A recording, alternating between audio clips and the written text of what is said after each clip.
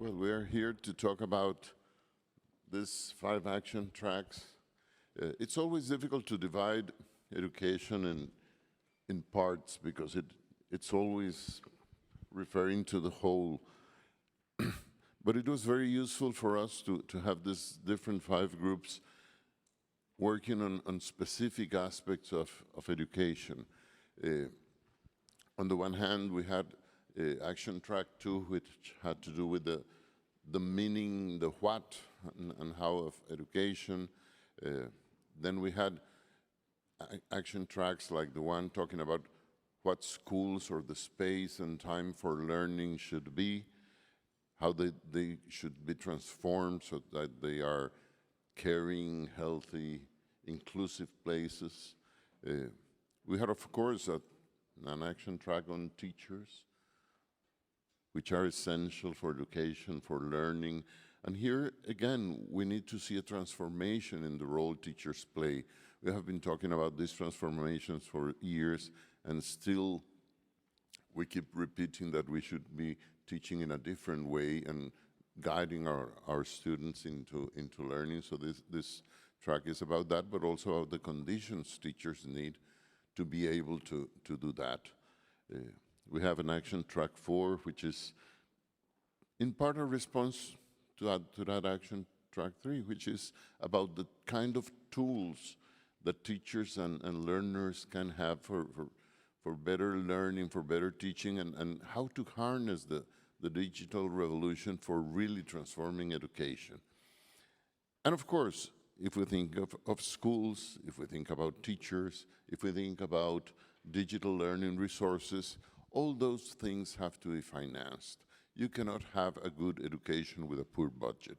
So the 5th action track has to do precisely with how do we invest in education in order to have a different kind of education for all. So that's what we're going to be talking about here, with not only with our friends present, but also from the screen. One last comment referring to this action track. I was a Minister of Education, and of course I had these debates with the Minister of Finance, but I'm also an economist, so I would like to make a reflection as an economist, because when you look at it from education, you say, of course we have to finance education. But the truth is that when you look at it with the eyes of an economist, we should finance education. I mean, there are plenty of research showing that there is not a single investment with a higher rate of return than education, starting from early childhood education. So here we have like 3 problems I mentioned very quickly. One, we economists always talk about incentives. Finance ministers have had the wrong incentive. They are judged by whether they balance the budget. Well, yes, that's half their job. The other part of their job is allocating the resources in the best possible alternatives. And education is the best alternative. So if they don't finance education, they are not really good economists. So that's one thing. But then you ask yourselves, but it's not that they are bad persons. I know them, they're usually good persons. And they are usually good economists. So what happens? If we have the knowledge that this is a good investment, why don't we do it? I have one hypothesis. Well, not me, many people have this hypothesis. Many of our countries, less developed countries, have a problem. You can call it low-level equilibrium if you want to talk like an economist, or a poverty trap, which is easier. These are countries where you have a lot of very cheap labor and very cheap natural resources. The kind of investments that you attract when you have low human and natural resources are investments that are not very sophisticated. They are not based on increasing productivity. They become profitable not because of their productivity, but because of the low wages or the cheap cost of natural resources. And this kind of activities have no incentive to pay taxes to finance education because they don't need no education. They're like Pink Floyd, they don't need no education for their investments. So one of the lessons, and I think that East Asian countries have showed us that lesson. To transform education, you have to transform the economy of these countries. Because if you don't do that, you will never get the investment you need in education. The other part, which is something that David was referring to, is that we have a very complicated situation in these countries because we compete against each other. And instead of competing through increasing productivity, we compete with what is usually called a race to the bottom.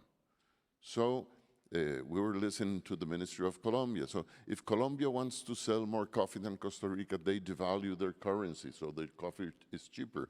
And then we in Costa Rica devalue our currency so that our coffee is cheaper. That's not very intelligent. But the other thing that happens is that we attract investments by exempting them from paying taxes. So if we need more foreign investment in Costa Rica, we allow them not to pay taxes, and that happens in the rest of South America, that happens in Mexico, that happens in Africa. So what happens is that a lot of corporations that produce in many countries and that use the resources of those countries do not pay taxes in those countries. That is not fair, but that means that your economic strategy will not generate the resources to finance education. So you see, we have like a political economy problem.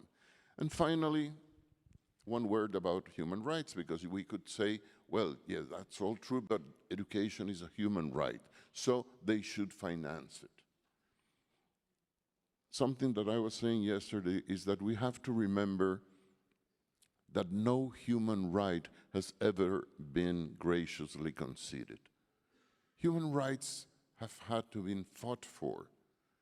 Whether you think about women's rights or the fight against slavery or the civil rights movement, any human right was fought for. So we think, and one of the results of the summit has to be a movement for the transformation of education. If we want universal education, and if we want education as a human right in the world, we will have to fight for it. And the students will have to fight for it, the teachers will have to fight for it, the families will have to fight for it. So we need that movement if we're going to solve the problem